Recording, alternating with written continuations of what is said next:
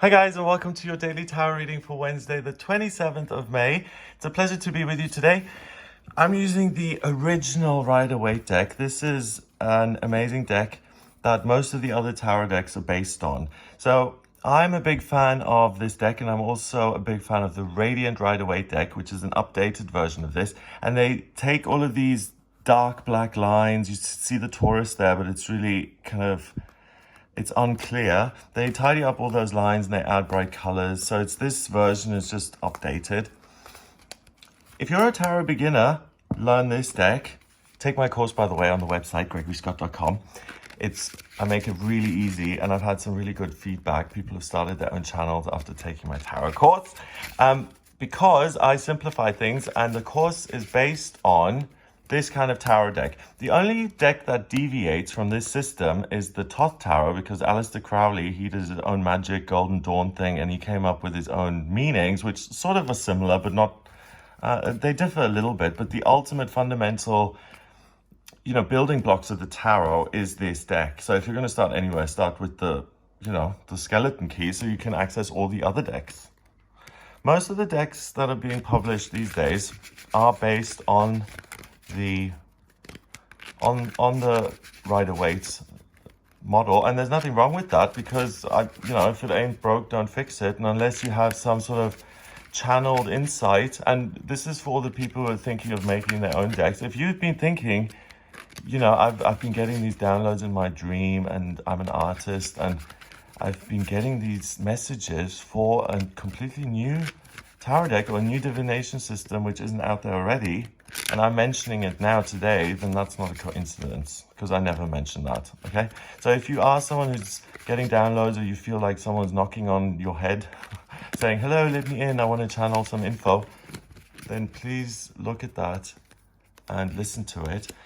Because yes, it's great that we have this deck, and it's great that we have decks that are based on this, but I'm sure there's another system that lives in your mind.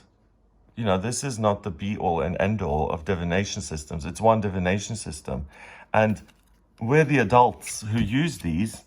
So if you discover something that's even better and more inspired than the tarot, then of course mention that, look at it.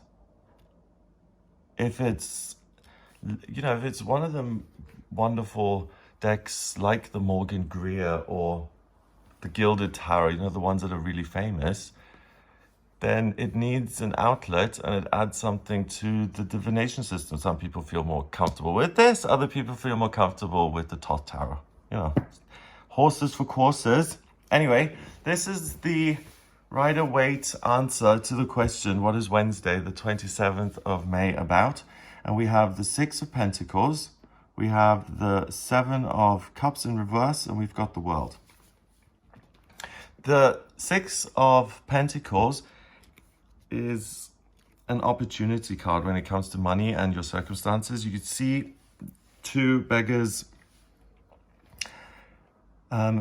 or one beggar asking for money here, this other person being given money, and this guy who seems to be rich and big and powerful in that big red cloak, and he's heavy set and he's got a scale there, perfectly balanced. He's giving out money.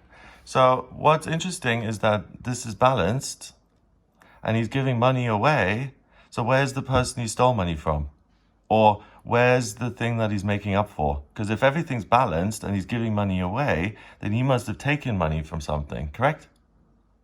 That's interesting, and that's why the tarot is great, whether you use this deck or the Thoth or whatever deck. It doesn't matter. It's what speaks to you that matters.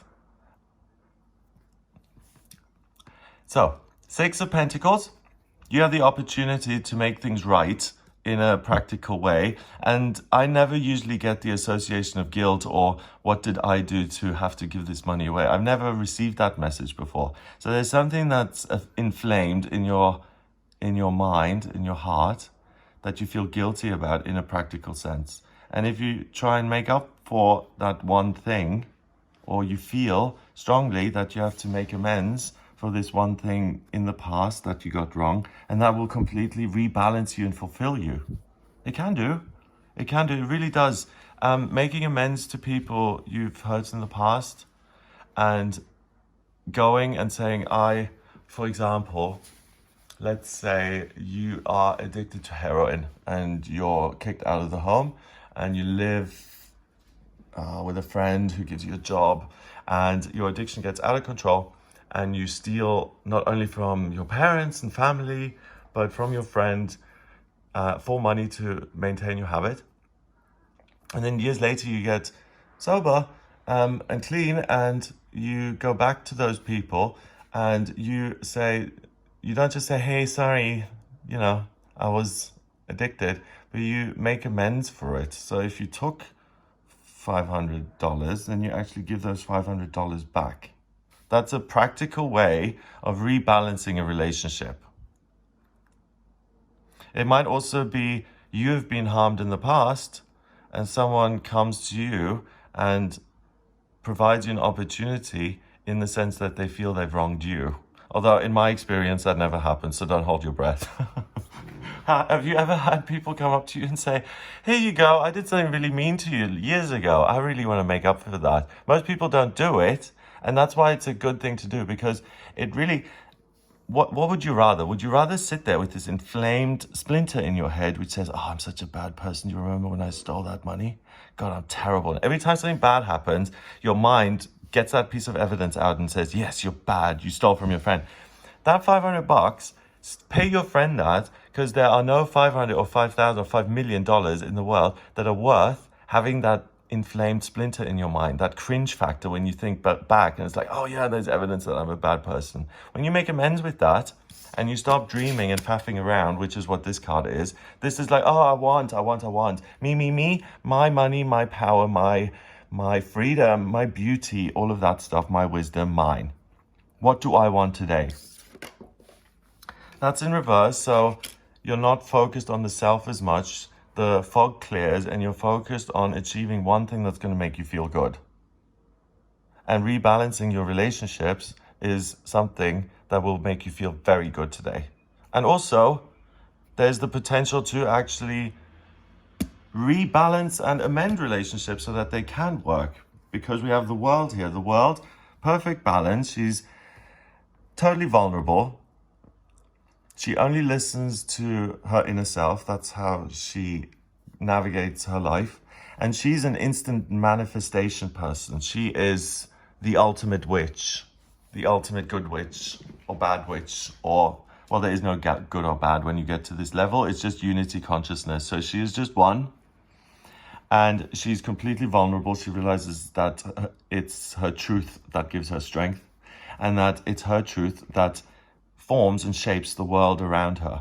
So when you're completely in yourself, when you completely have ownership of yourself, and you wake up in the morning and you go out in the world, you imagine yourself having a little bubble like that around you and going into every situation and bulldozing things out of the way and controlling or having magical power over money and passion and inspiration and love and relationship.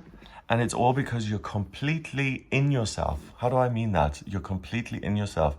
Imagine there are two pictures of you, or two, the negatives they have for photos before you develop them? Back in the day, old school, if you take the negatives and you duplicate them, and there's a picture of you, let's say there's two copies of this guy, okay? And we've got one negative here, and we put another negative on top of it, and we kind of push it to the side a bit.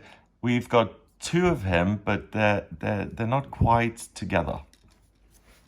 So it's like him on this level of reality and on another dimension and on a different plane of existence, different time.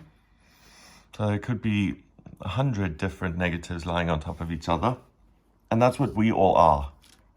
We all exist in different dimensions right now. We exist in different planes and times and consciousnesses, and we are living some of our past lives now and some of our future lives right now. They overlap, in my experience. They're not, 1920 to 1940, 41 to 52. No, it's it overlaps, because when you get beyond the physical and you realize you're a spiritual light being, you recognize all the different kind of realities there are. So it's not like you have to be some guru or have some wonderful insight. What this is saying is that the negatives, they all come together, and the 6 versions of you are now one, and you completely own yourself. You have control and ownership of every part of yourself. You don't feel out of control today at all. You feel completely in control, able to manifest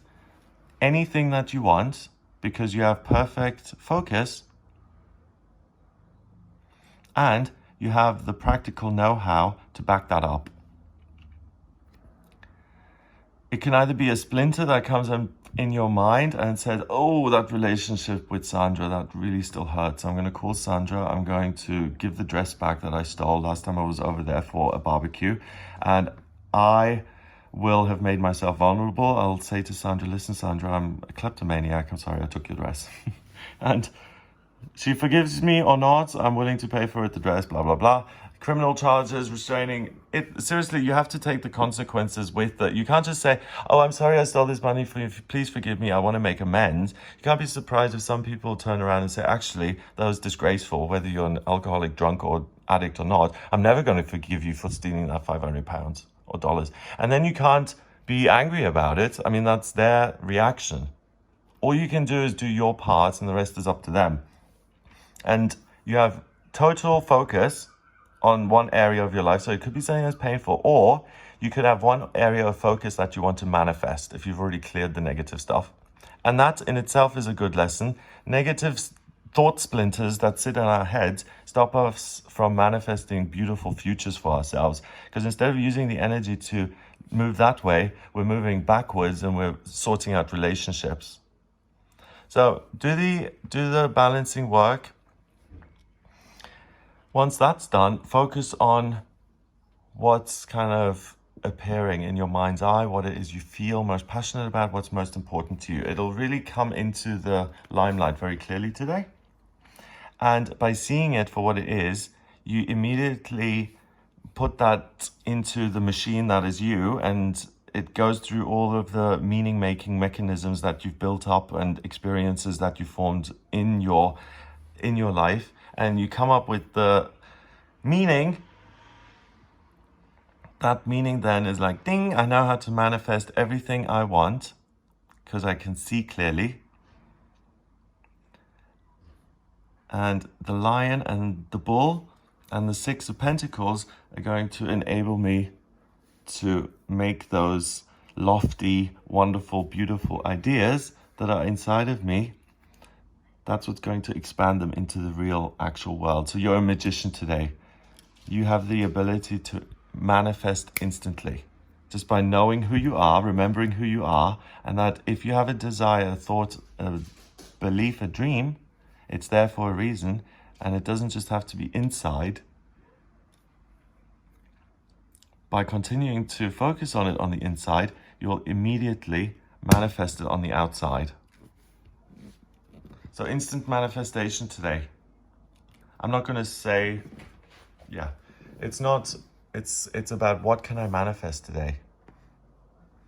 And dream big. And let your mind wander anywhere it wants to go. 6 and 7 is 13. 21 is 34. 3 and 4 is 7. Wow, that's eerie almost. 7 in numerology is mind and creativity. And if you look back on the last couple of days of tarot readings, we've had the number 7 a lot. So your perspective is really important at the moment. If you're in a state, if you're currently having, and I'm not kidding, if you're going through a breakdown, or if everything's just fallen apart, you've lost your job, you've lost your life, everything's just in shambles and it's gone to smithereens, and you can't think your way out of this, you're like, I am broken, please fix me. That's all you need to do. That recognition of, I can't myself, please help. I don't have the energy to change my perspective around. I feel like I've been punched in the gut. I feel vulnerable. I don't feel like putting on a brave face and instant manifestation. I just can't do it. Please help me.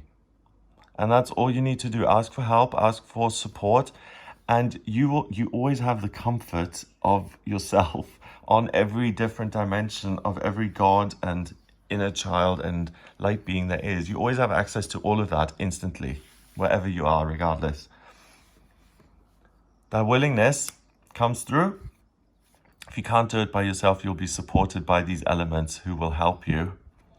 Keep a positive, constructive frame of mind, and then you can create instant, wonderful realities on the day. Wow, have an amazing Wednesday. If you'd like a personal reading with me, please get in touch via the website, gregoryscott.com. On the website, you can read your audio personal reading with me, and in the readings, I use the tarot, astrology, and numerology. In the astrology readings, I use your place of birth, date of birth, and time of birth. If you don't have the time of birth, order a chart rectification with me. Once I have the info, I use your place of birth, date of birth, and time of birth to draw up your chart, which is a wheel, and it shows me everything about you, what your ideal work is, what your life purpose is, past lifetimes, love, money, where to live, what's coming up in future, strengths and weaknesses. If you have any questions, I can answer those. So get in touch via the website. If you like the video, please share it online and hit subscribe. Have a lovely day, and I'll speak to you tomorrow.